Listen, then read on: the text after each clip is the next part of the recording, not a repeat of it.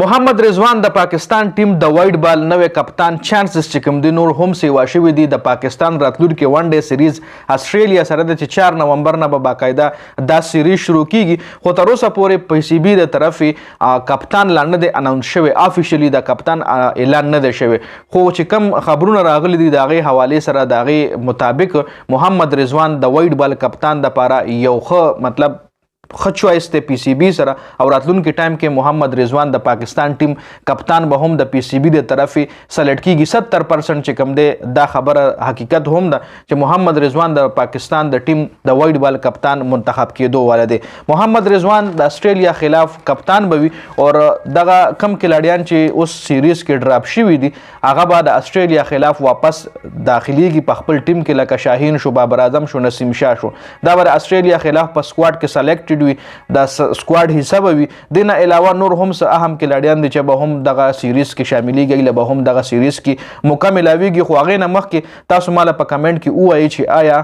محمد رضوان د وایډ بال ښه کپتان ثابت دی شي کنه محمد رضوان په کپتانۍ کې ټیم یونایټډ کې دی شي کنه د محمد رضوان په کپتانۍ کې ټیم کې به ګروپینګ نه کیږي جی د حواله سره تاسو سره لري کمنټ کې ضرور شریک کړئ ځکه تیر شوی 2 کالو داسې زموږ د ټیم چې کم مطلب اتفاق ته غا نه دی برقرار ساتل شوی فخردمان هم د دې خبره انکشافات کړي دي چې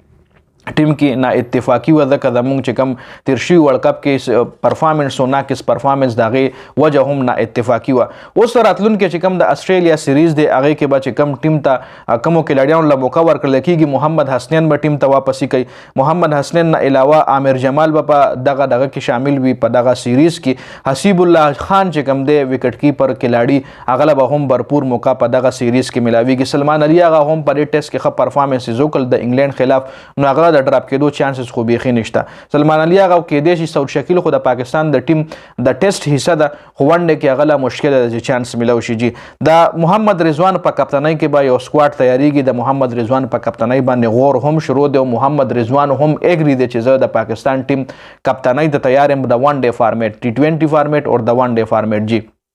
نو پی سی بی په هغه باندې غور روان کړی دی او بل چې کم د پاکستان ټیم کپتان شان مسعود د ټیسټ نو هغه کې د ټیسټ کپتان شان مسعود د ون ډے کپتان بابر اعظم او چې هغه په خپل د کپتانۍ نه استعفا ورکړی د پی سی بی د طرفي هغه کپتان را روان چمپیون ټرافي د پاره هم بابر اعظم کپتانو خو پی سی بی بابر اعظم خپل د کپتانۍ نه استعفا واغشته نو پاکستان کرکټ بورډ چې کوم دی محمد رضوان به کپتان جوړی چون کې شاداب خان حواله سره هم ډیر زیات خبري راتلې چې شاداب خان به کپتان جوړی سلمان علي هغه حواله سره هم خبرونه راتل چې سلمان علي هغه سعود شکیل حواله سره فخر زمان حواله سره هم خبرونه راتل خو اوس چې کم سترانګ کنټینډر دی هغه محمد رضوان دی جی فخر زمان چې بابر اعظم حواله سره کم ټویټ کړو نو هغه حواله سره ته هم پی سی بی شوکاز غوستل نو په دې وجه باندې اوس محمد رضوان یو سترانګ کنټینډر دی د پاکستان د کپتانۍ د لپاره جی په لړای کمنټس کوي ډیر زیاته مننه والسلام